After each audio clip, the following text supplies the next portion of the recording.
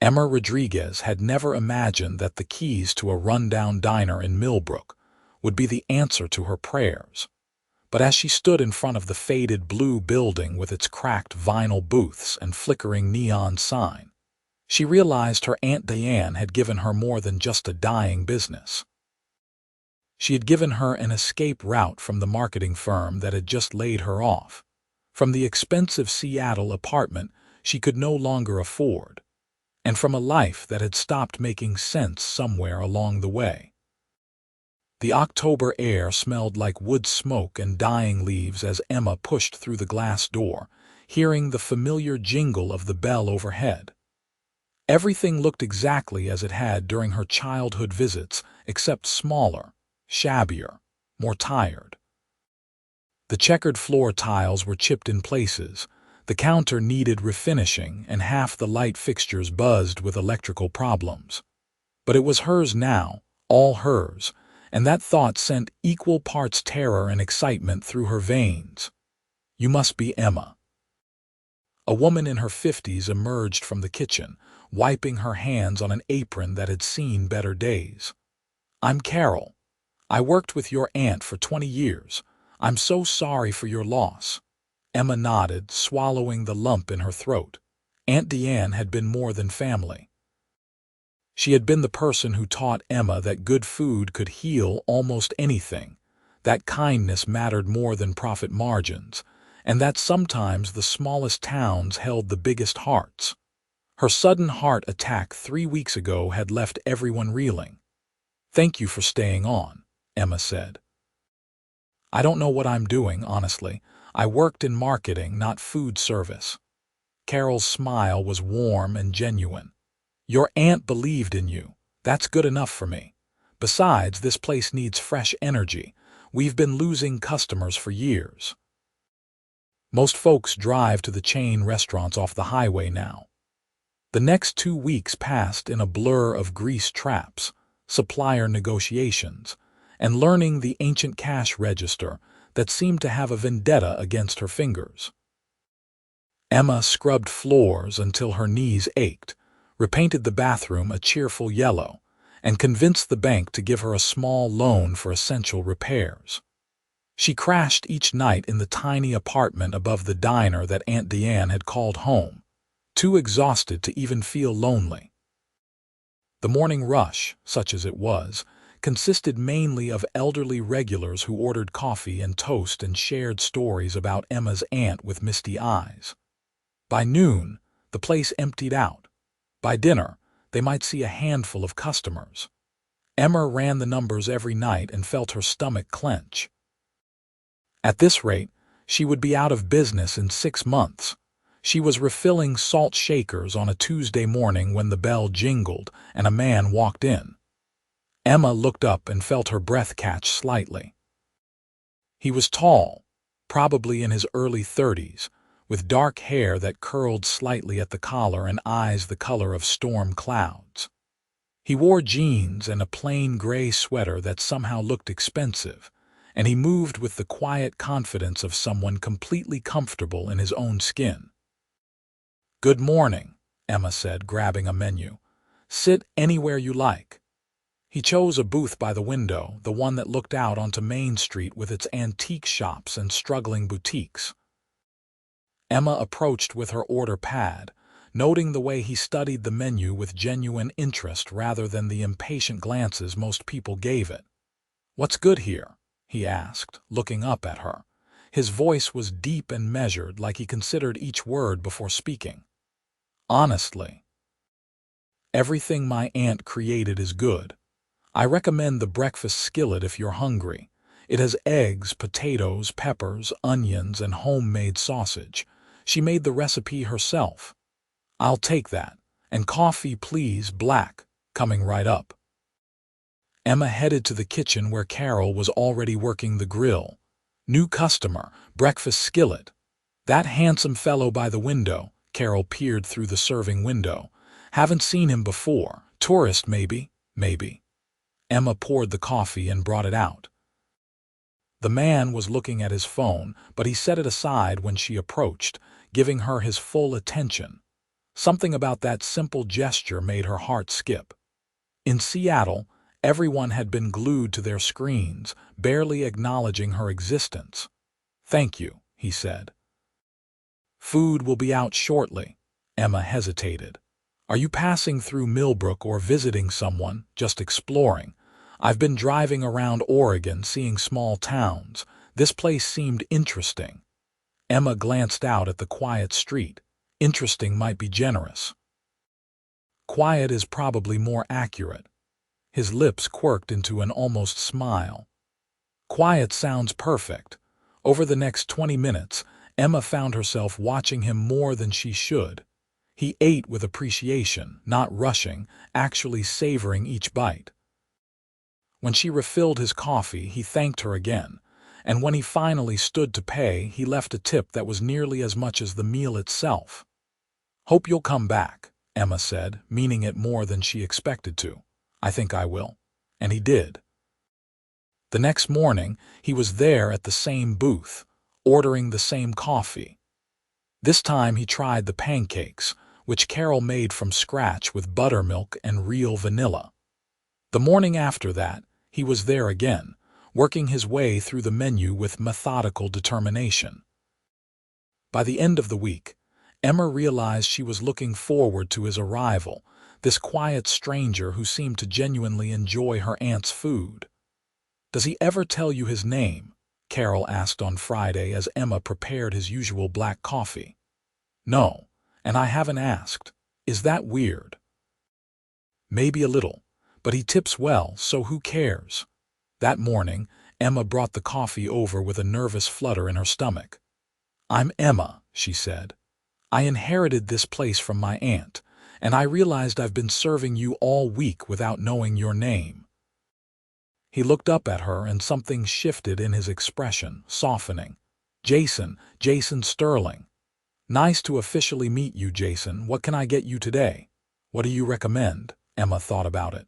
"The French toast. My aunt used challah bread and topped it with cinnamon apples. It was her specialty." "Perfect."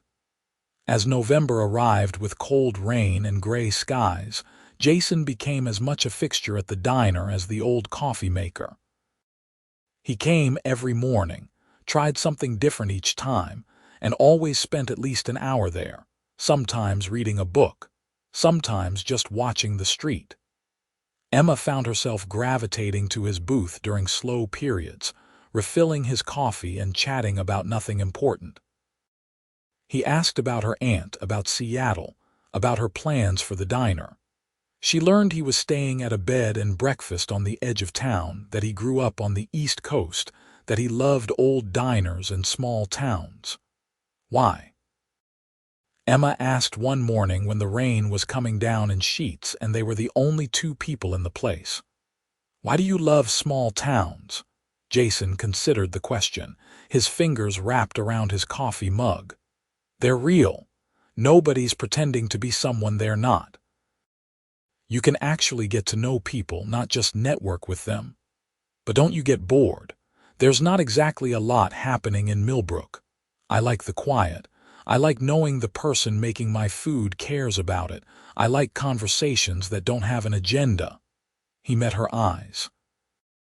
"Why did you come here? You don't seem like someone who grew up wanting to run a diner." Emma laughed. "I didn't.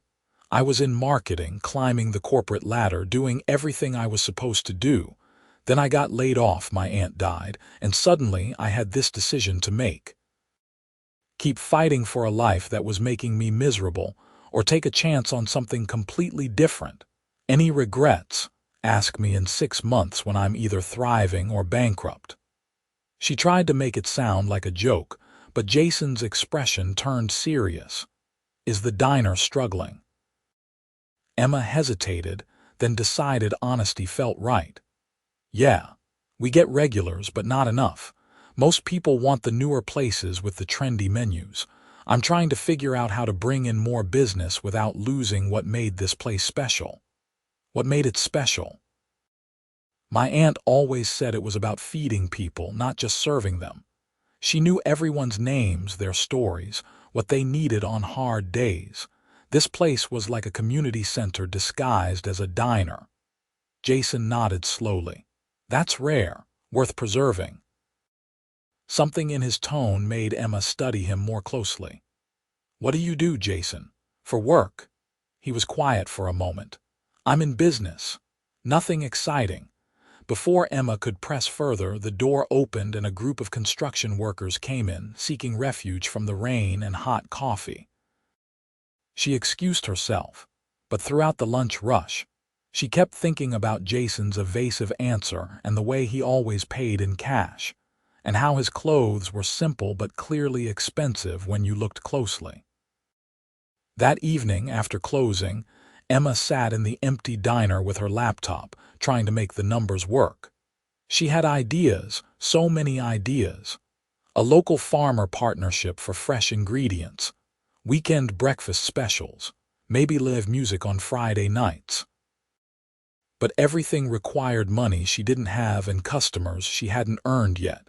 She put her head in her hands, feeling the weight of responsibility pressing down. A knock on the glass door made her jump. Jason stood outside in the rain, hands in his pockets. Emma unlocked the door. We're closed. Is everything okay? I saw your light on. I was taking a walk and thought I'd check. He glanced at her laptop, the scattered papers. Rough night, just trying to figure out how to save this place. Emma stepped back. Do you want to come in? I have coffee left. Sure. They sat at the counter, the diner quiet except for the rain drumming on the roof. Emma poured them both coffee and found herself telling Jason everything. About the debts her aunt had left, about the declining customer base, about her fears that she had made a terrible mistake coming here. He listened without interrupting, his steady presence somehow making it easier to voice her worries. You love this place, he said when she finally stopped talking. That counts for something. Love doesn't pay the electric bill. No, but it gives you a reason to fight. Jason turned his mug in his hands. What if you had the resources? What would you do differently? Emma laughed. If I had resources, I'd renovate without losing the character. New equipment for the kitchen so Carol could expand the menu. I'd launch a real marketing campaign, partner with local farms, maybe start a catering service for events. I'd make this place what it could be while honoring what it was. Those are good ideas. Yeah, well, good ideas and $5 will get me a fancy coffee in Seattle. Emma stood, suddenly exhausted. Sorry for dumping all this on you. You came here for peace and quiet, not my financial crisis. Jason stood too. Emma, I come here because I like it here. The food is excellent, but that's not why I keep coming back. His words hung in the air between them, and Emma felt her pulse quicken. There was something in the way he was looking at her, something warm and intent that made her breath catch. Why do you keep coming back? She asked softly. I think you know. Before Emma could respond, her phone rang, shattering the moment. It was her landlord from Seattle, asking about the apartment she still needed to fully clear out. By the time she hung up, Jason had put on his jacket. I should go. See you tomorrow. Yeah, tomorrow. Emma locked the door behind him and stood there for a long moment, her hand pressed to her racing heart. Something was happening between them, something that felt both terrifying and inevitable. But Jason was just passing through, wasn't he? He would move on eventually, continue his tour of small towns, and she would be here, fighting to keep the diner alive. The next morning, Jason arrived with a notebook.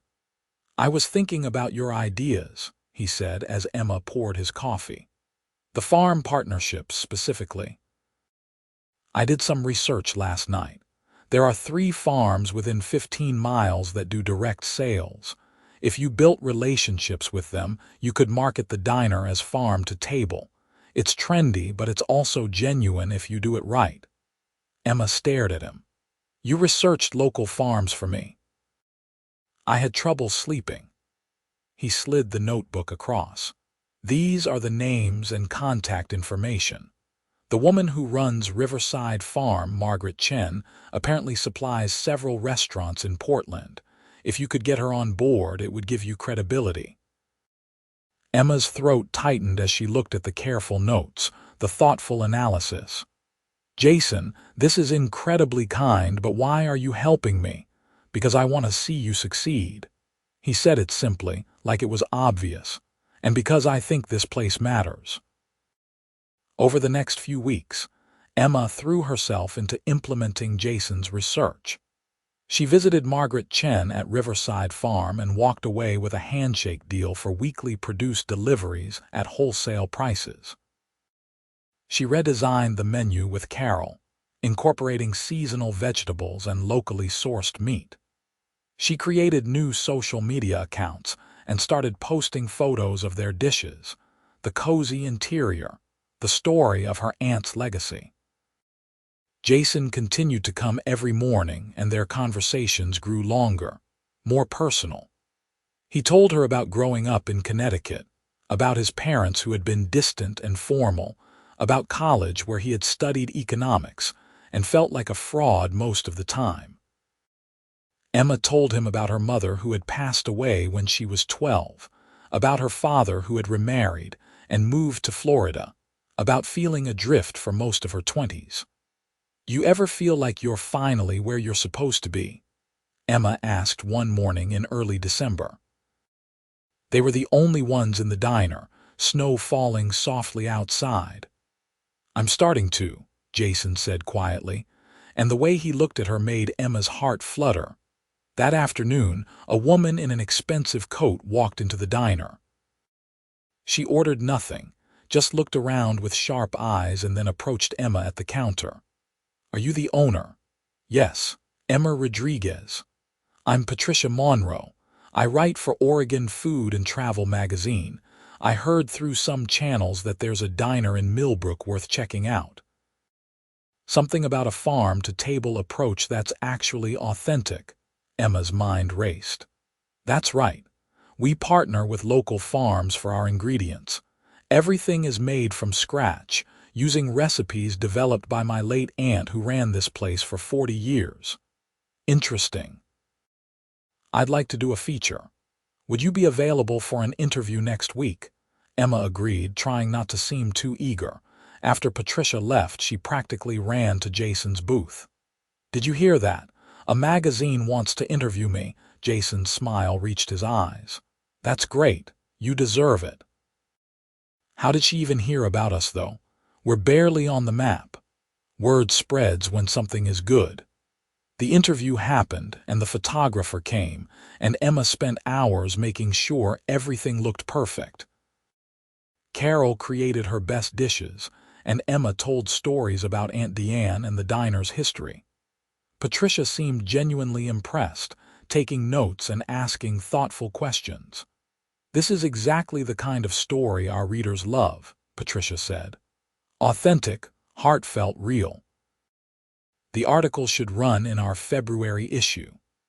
February felt impossibly far away, but Emma allowed herself to hope. Meanwhile, Christmas approached, and Millbrook transformed into something from a postcard with twinkling lights and wreaths on every door. The diner's business picked up slightly as tourists came through for the holidays, and Emma worked 16-hour days, but she didn't mind. Jason helped where he could, bussing tables during the lunch rush, charming the elderly regulars with his quiet courtesy. On Christmas Eve, Emma decided to close early. The diner was empty except for Jason, who had stayed late nursing his coffee. Don't you have somewhere to be? Emma asked, wiping down the counter. Family dinner or something. My parents are skiing in Switzerland. They do that every year. I usually work through the holidays. What kind of work lets you spend months wandering around Oregon? Jason was quiet for so long that Emma thought he wouldn't answer. Finally, he said, I'm between projects, taking some time to figure things out. That's cryptic. I know, I'm sorry. He stood, came to the counter. Emma, there's something I should tell you. Her heart started pounding. Okay. Before Jason could continue, both their phones buzzed. Emma grabbed hers and felt her stomach drop. Carol's daughter had gone into early labor complications. They were rushing her to the hospital in Portland. "Go," Jason said immediately. "Carol needs you." Emma drove to Portland with Jason beside her, neither of them questioning the fact that he had simply gotten in her car. They spent Christmas Eve in a hospital waiting room, drinking terrible coffee and watching nurses hustle past. Carol emerged at midnight, tears streaming down her face, but they were happy tears. "She's okay. The baby's okay. A girl 7 pounds even." Emma hugged her tight, feeling the fear drain away. Jason hung back, but Carol pulled him in too, and they stood there in a three-way embrace, strangers who had somehow become important to each other. They drove back to Millbrook as dawn broke, the roads empty and the world hushed with new snow. Emma felt Jason watching her as she drove. "You're a good person," he said quietly. "The way you dropped everything for Carol, not many people would do that. She's family now. That's what you do for family." "Not in my experience." Emma reached over and squeezed his hand. The gesture felt natural, easy. Jason laced his fingers through hers and didn't let go for the rest of the drive. The new year arrived with bitter cold and short days. Carol took a week off to help her daughter, leaving Emma and a part-time cook named Miguel to handle the diner. Jason started coming twice a day, breakfast and lunch, and Emma stopped pretending it was just about the food. He would sit at the counter now, keeping her company during slow periods, helping her brainstorm ideas for growth. "You should do a Valentine's Day special," he suggested one afternoon. "Prix-fixe menu, reservations only, make it an event." "I don't know if Millbrook is a prix-fixe kind of town. You might be surprised. People want excuses to celebrate. Give them one." Emma created a special menu, printed flyers, posted about it online.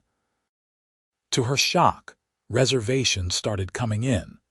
By early February, they were fully booked for Valentine's evening.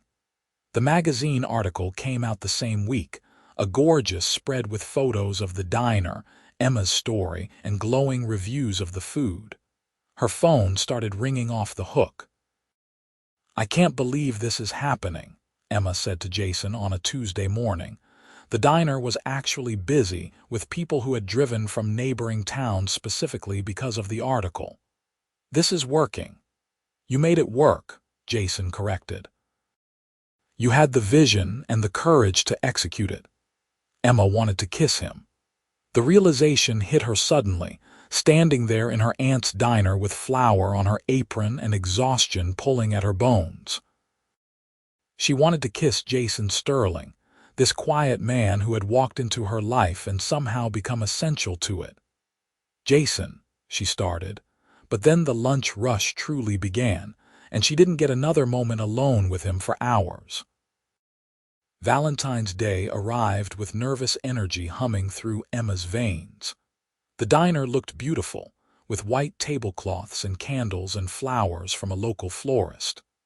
Carol was back, and she and Miguel had prepared a menu that would make Aunt Deanne proud. Emma wore a red dress instead of her usual jeans, and when she caught her reflection, she barely recognized herself. She looked happy, genuinely happy. Jason had made a reservation, she knew, because she had seen his name in the book. Table for one. The thought made her sad until she realized he probably didn't want to intrude on what was clearly a couples-oriented evening. The service went flawlessly. Couples gazed at each other over beef tenderloin and roasted vegetables, over chocolate mousse and champagne. Emma moved between tables, ensuring everything was perfect, but her eyes kept drifting to Jason's booth where he sat alone, reading a book. When the last couple left, Emma approached his table. "That was the saddest thing I've ever seen. You alone on Valentine's Day." "I wasn't alone." "You were here." Emma's breath caught. "Jason, I should have told you weeks ago." He set down his book, looked up at her with those storm-gray eyes. I should have been honest from the start, but I was enjoying being just Jason, just a guy who liked your diner. But you deserve the truth. You're scaring me. Are you married, a criminal? Worse, I'm rich. Emma blinked. What? My full name is Jason Sterling. My family owns Sterling Industries. We manufacture industrial equipment, agricultural machinery, construction tools. The business was started by my great-grandfather. I've been running it since my father retired 5 years ago. Emma sat down across from him, her mind spinning. You're a CEO. Yes. You've been eating here every day for months and you're a millionaire. Several times over, technically. Why didn't you tell me? Jason leaned forward. Because when I walked in here that first morning, you saw me as just a person. Not as a potential investor or a networking opportunity or a meal ticket, just as Jason. Do you know how rare that is? How incredible it felt? So this was all what, some kind of game? You were slumming it, playing normal? No. His voice was firm. Emma, I came to Oregon because I was drowning. The business, the board meetings, the constant pressure. I couldn't breathe anymore. I decided to take a sabbatical, drive around, figure out who I was outside of the company. And then I found your diner and I found you, and for the first time in years I felt like myself. Emma tried to process this. The research you did for me, the farms, the marketing ideas, that wasn't just casual help. I built a company from struggling to thriving. I know how to analyze markets, create strategies. I wanted to help because I care about you, about this place. How much do you care? Jason reached across the table, took her hand. I'm in love with you, Emma. I've been falling in love with you since that first breakfast skillet. The way you talk about your aunt, the way you fight for this diner, the way you treat people with such genuine kindness. You're everything I didn't know I was looking for. Emma felt tears prick her eyes. I'm in love with you too. Even though you're apparently a secret millionaire who's been lying to me for months. I never lied, I just didn't tell you everything. That's splitting hairs. I know, I'm sorry. I should have told you sooner, but Emma, nothing about how I feel is fake. It's the most real thing in my life. Emma looked at him, this man who had become so important to her, and made a decision. She stood, pulled him up with her, and kissed him. Jason's arms came around her immediately, holding her close, and Emma felt like she had finally come home. They broke apart breathless. So what happens now? Emma asked. You're a CEO. I run a diner in a tiny town. How does that work? I don't know, Jason admitted, but I want to figure it out. I've been thinking a lot over these past months. Sterling Industries practically runs itself at this point. I have good people in place. I don't need to be in Connecticut, hovering over everything. I could work remotely, go back for quarterly meetings, be here with you. You would do that. I would do a lot of things for you. Jason cupped her face in his hands. Emma, I've spent my whole life doing what I was supposed to do. Running the family business, living up to expectations, being who everyone needed me to be. But none of it made me happy. You make me happy. This town, this slower pace, this life where I can just be Jason who loves the woman who makes the best French toast in Oregon. Emma laughed through her tears. Carol makes the French toast. Technicality. They kissed again, and Emma felt the last pieces of her old life fall away. This was where she was supposed to be. Not in a corporate office, not climbing a ladder that led nowhere, but here, in her aunt's diner, with a man who saw her for exactly who she was. Over the next few months, their relationship deepened into something solid and real. Jason moved out of the bed and breakfast and into a small house on the edge of town that he bought outright, barely blinking at the price. He set up an office there, taking video calls with his board, managing the company from 3,000 miles away. It worked better than Emma had dared to hope. He seemed lighter, happier, more himself. The diner continued to thrive. The magazine article brought steady tourism, and Emma's farm partnerships meant they could adapt the menu seasonally, keeping things fresh and interesting. She hired 2 more staff members, expanding hours and services. Carol became the kitchen manager, creating new specials that had people driving from Portland just to try them. Jason helped where he could, but he was careful not to overshadow Emma's leadership. He offered advice when asked, helped with finances and planning, but the diner remained hers. He respected that, understood how important it was for her to succeed on her own merits. "You don't need me," he said one evening as they sat in the apartment above the diner, sharing Thai takeout from the only Asian restaurant in town. "You're brilliant at this." "Maybe I don't need you," Emma agreed, "but I want you. There's a difference." One Saturday in May, Jason took Emma on a drive. They went up into the mountains where the wild flowers were blooming and the air smelled like pine and possibility. He pulled over at a scenic overlook and they got out to admire the view. "I need to tell you something," Jason said, and Emma's heart jumped. "You're not breaking up with me at a scenic overlook, are you? Because that would be cruel." "The opposite, actually." He took her hands. "Emma, these past 6 months have been the best of my life. You've shown me what matters, not money or status or living up to some legacy, but connection, community, love. You've made me want to be better, do better. I wake up excited to see you. I go to sleep grateful you exist. And I know it's fast, maybe too fast, but I also know with complete certainty that I want to spend my life with you." He dropped to one knee, pulling out a ring box. Emma gasped. "Emma Rodriguez, will you marry me? Will you let me be the guy who gets to eat your diner's food for the rest of his life? Who gets to support your dreams and build a life with you in this town that somehow became home?" Emma was crying, nodding, laughing. "Yes. Yes, absolutely yes." The ring was beautiful, an emerald surrounded by diamonds, unique and thoughtful like Jason himself. He slid it onto her finger, then stood and kissed her while the mountains watched and the spring breeze blessed them. They were married in August in a simple ceremony at the diner. Carol catered, of course, creating a feast that had guests raving for weeks. Margaret from Riverside Farm brought flowers from her property.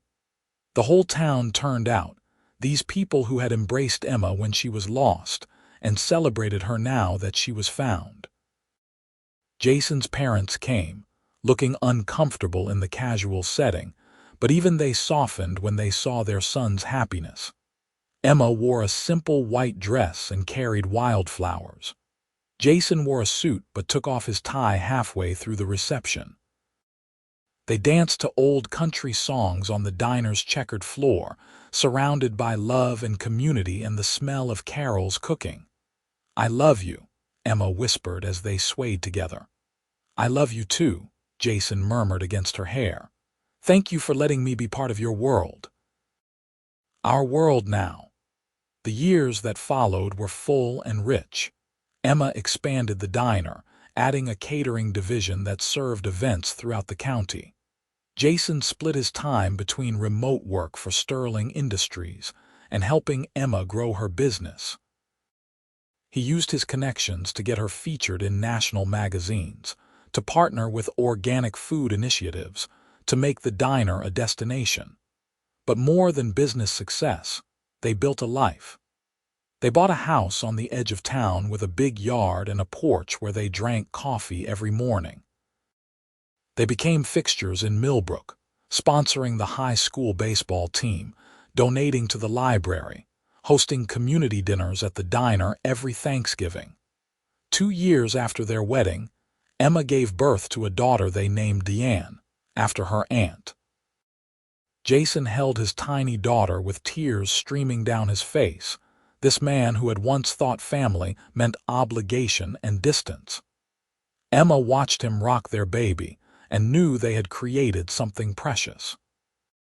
Deanne was followed by a son, Marcus, born 3 years later during a snowstorm that shut down the hospital in the next town.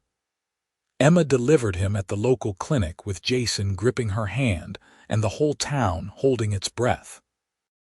When the baby's cry finally split the air, cheers echoed through Millbrook's quiet streets. The diner continued to thrive under Emma's leadership and Carol's culinary expertise. They added a bakery section, selling Aunt Deanne's recipes as packaged mixes for tourists to take home. Jason helped Emma navigate the business side of scaling up while keeping the heart of the place intact. The original booth where he had sat that first morning became legendary, marked with a small plaque that read, "Where it all began." On their 5th anniversary, Emma and Jason stood in that booth, now with 2 kids running around and lives that had become beautifully intertwined with the community. The diner was packed with friends who had become family, with tourists who had driven hours for the famous food, with young couples hoping to find their own love story in this magical place. "You ever miss it?" Emma asked Jason as they watched their children play. "The corporate world, the excitement of Connecticut," Jason pulled her close. "Not for a second. I found everything I needed right here. You gave me a life I didn't know was possible." "We gave each other that," Emma corrected. "You walked into my struggling diner and somehow we built this whole beautiful life." "Best decision I ever made trying that breakfast skillet," Emma laughed. "You're never going to stop bringing that up, are you?" "Never. It's our origin story. The quiet millionaire and the woman who inherited her aunt's diner. Sounds like a movie." "A really good one," Emma agreed. As the anniversary party continued around them, Emma reflected on the journey. She had come to Millbrook lost and frightened, inheriting a failing business and an uncertain future. She had been ready to give up so many times in those early weeks, overwhelmed by debt and doubt. But then Jason had walked in, this quiet man who saw her clearly, who fell in love with her determination and her heart. He had been exactly what she needed, showing up day after day, supporting her without overshadowing her, believing in her when she struggled to believe in herself.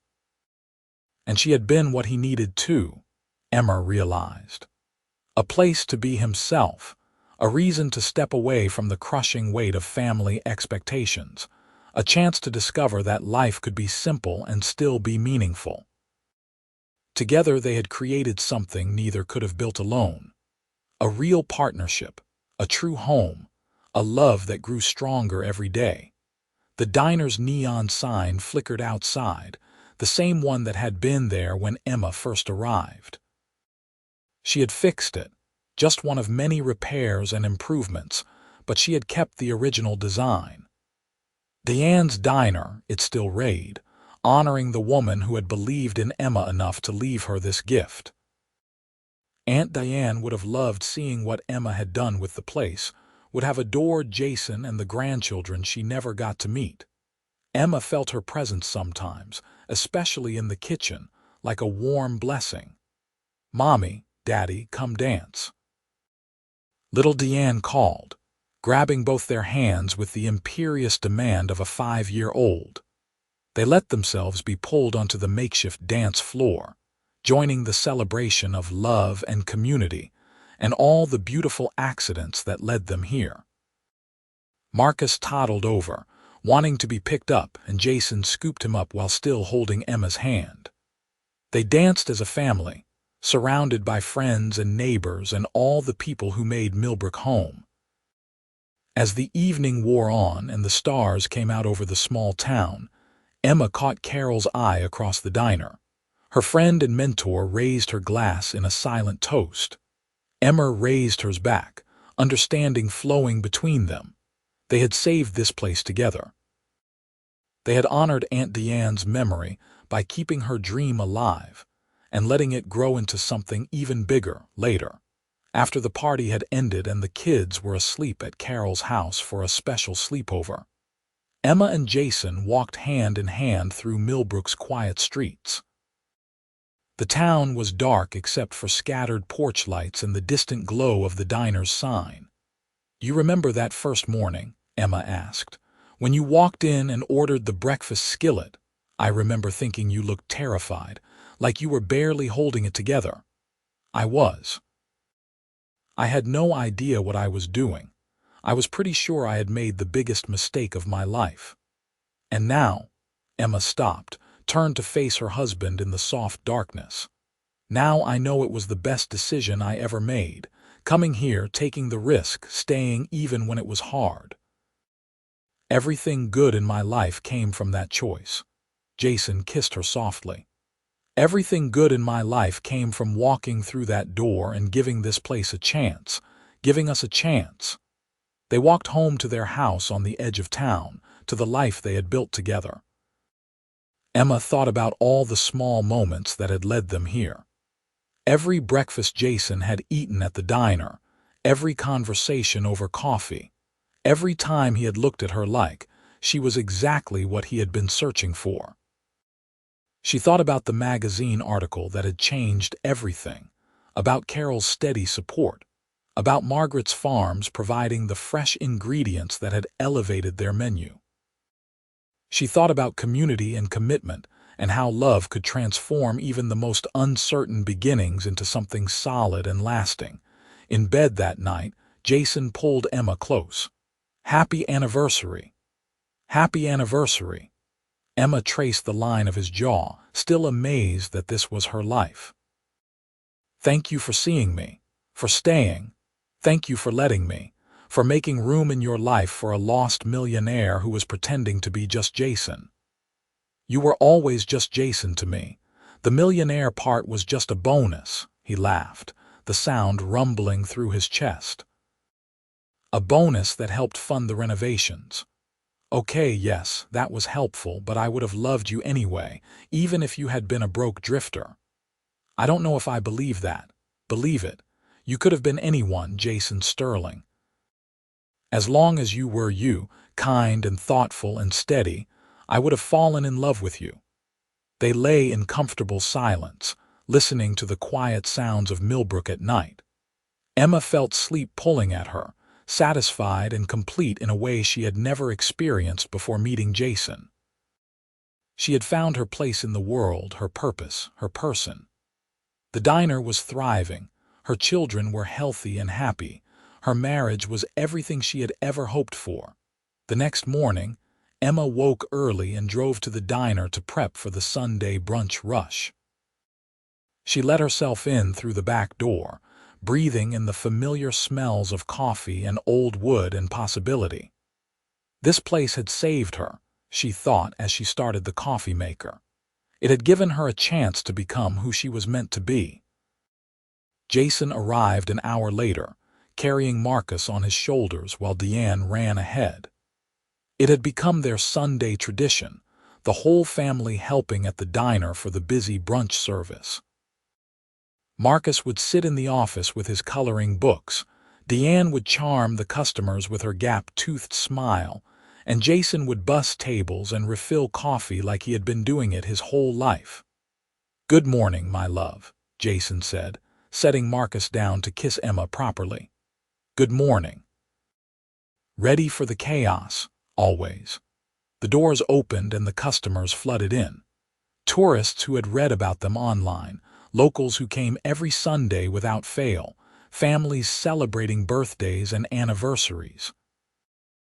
Emma moved through the crowd with practiced ease, greeting regulars by name, recommending specials, making sure everyone felt welcomed and cared for. This was Aunt Diane's gift, she thought, not just the physical building but the understanding that a restaurant could be more than a business. It could be a gathering place, a comfort, a home away from home. Jason caught her eye from across the room and winked. Emma winked back, their private language of love and partnership. She watched him interact with a family at table 6, recommending the pancakes and asking about their trip. He was good at this, good at connecting with people in genuine ways. The CEO confidence translated well into customer service, but it was the authentic kindness underneath that made people respond to him. By early afternoon, The rush had subsided, and the family was exhausted. They closed up and headed home, with Deanne chattering about the funny things customers had said, and Marcus already falling asleep in his car seat. Emma leaned her head on Jason's shoulder as he drove, feeling the deep contentment of a day well spent. That evening, after the kids were in bed, Emma and Jason sat on their porch swing, watching the sunset paint the sky in shades of orange and pink. The air smelled like cut grass and approaching summer, peaceful and perfect. "I've been thinking," Jason said, "about Sterling Industries." Emma turned to look at him. "Oh, I want to step down as CEO fully. Let the board appoint someone new. I'd stay on as chairman, provide guidance, but remove myself from day-to-day operations." "Are you sure? That's a big decision." "I'm sure. I've been straddling two worlds for 5 years now, and while it's worked, I'm ready to be fully present here. With you, with the kids, with the life we're building. I don't want to miss any more moments because I'm on a conference call or flying to Connecticut for an emergency meeting." Emma took his hand. "What would you do instead?" "Help you grow the diner business, spend time with our kids, maybe get involved in local government, economic development for small towns like Millbrook. Use my resources and experience to help places like this thrive." "That sounds wonderful." "And scary, but mostly wonderful. We'll figure it out together, like we always do." They rocked in the swing, comfortable in their silence. Emma thought about the journey they had taken, from that first morning when a stranger had walked into her struggling diner to this moment. A family and a future, and a love that kept growing. She thought about the risks they had both taken, her in accepting the diner, him in stepping away from his predetermined path. Sometimes the bravest thing you could do was choose something different, something smaller, something real.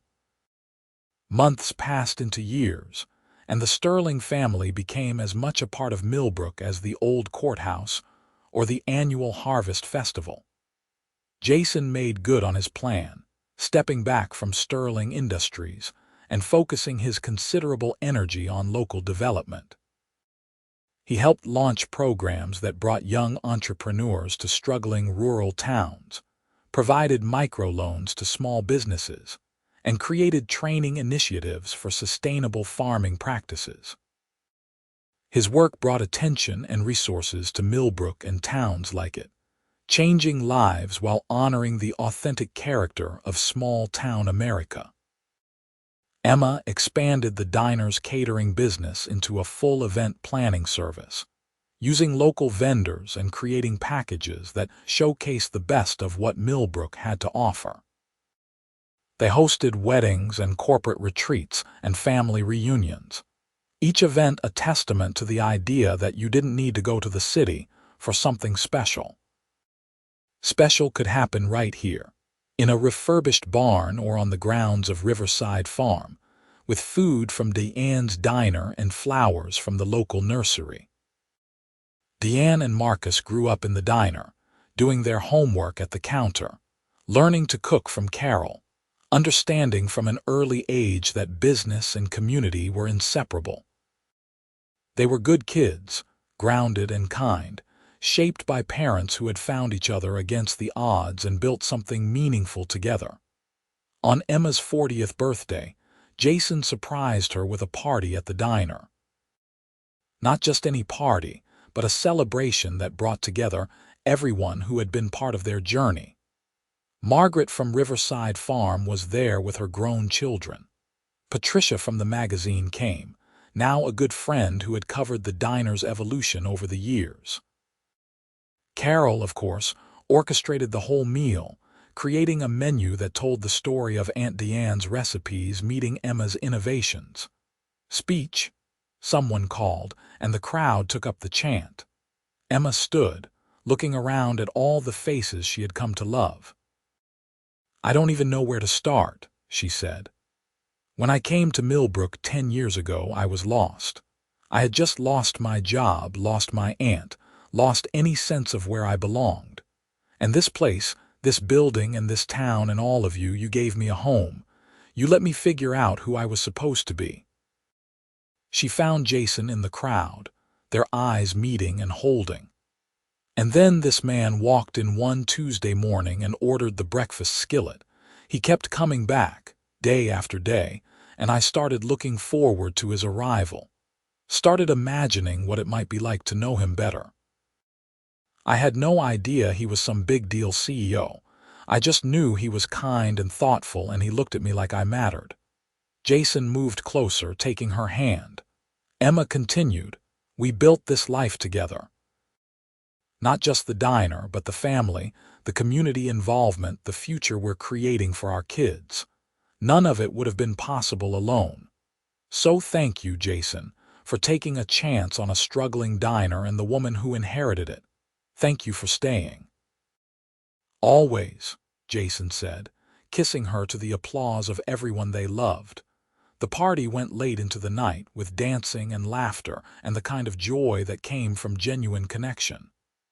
Emma stood at one point and just watched it all, committing every detail to memory. This was what Aunt Deanne had envisioned, she thought. Not just a successful business, but a gathering place where people came together, where relationships formed, where community happened. Later, much later, when everyone had gone home and the diner was quiet, Emma and Jason cleaned up together. It had become a ritual over the years, these quiet moments after events when they would restore order and decompress. "You ever think about how unlikely this all was?" Emma asked, wiping down tables. "That you would walk in here at exactly the right moment. That we would fall in love despite all the differences between us." "I used to think it was unlikely," Jason admitted. "But now I think it was inevitable. Maybe we were both looking for something without knowing what it was, and then we found each other and everything else fell into place."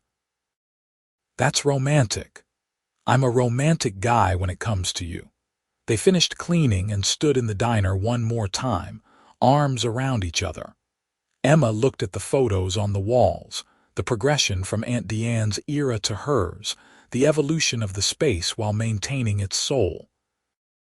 She looked at the booth where Jason had sat that first morning, now marked with its plaque. She looked at the counter where they had first really talked, where she had poured out her fears and he had listened without judgment. "Thank you," Emma said softly. "For what?" "For choosing me. For choosing this life. I know you could have gone anywhere, done anything, but you stayed here in this tiny town with this ordinary woman and her diner." Jason turned her to face him fully. "Emma Sterling, there is nothing ordinary about you. You took a failing business and turned it into a destination. You raised two incredible kids. You made me believe that life could be simple and still be extraordinary. You are the most remarkable person I know." Emma kissed him, pouring a decade of love and gratitude into it. They stood there in the quiet diner, surrounded by memories and possibilities, grateful for every choice that had led them here. Outside, Millbrook slept under a blanket of stars. The diner's neon sign glowed steady and true, a beacon for anyone who needed good food and a welcoming smile. Somewhere in the distance, a train whistle sounded. Life continued its gentle rhythm in this small town that had given two lost souls exactly what they needed. Emma and Jason locked up and walked home hand in hand, ready for whatever came next. They had built something lasting here, something that would continue long after they were gone. The diner would feed generations, the community would grow and evolve, and somewhere in the future, someone else might walk through those doors and find exactly what they had been searching for. But that was tomorrow's story. Tonight was for celebrating the journey, for honoring the courage it took to choose differently, for giving thanks for a love that had transformed two lives and rippled out to touch hundreds more. Emma had inherited a diner and gained a world. Jason had walked in hungry and walked out whole. Together they had proven that the best things in life often came disguised as risks, That home was something you built rather than found. And that love, real love, could happen over breakfast in a small town diner if you were brave enough to let it.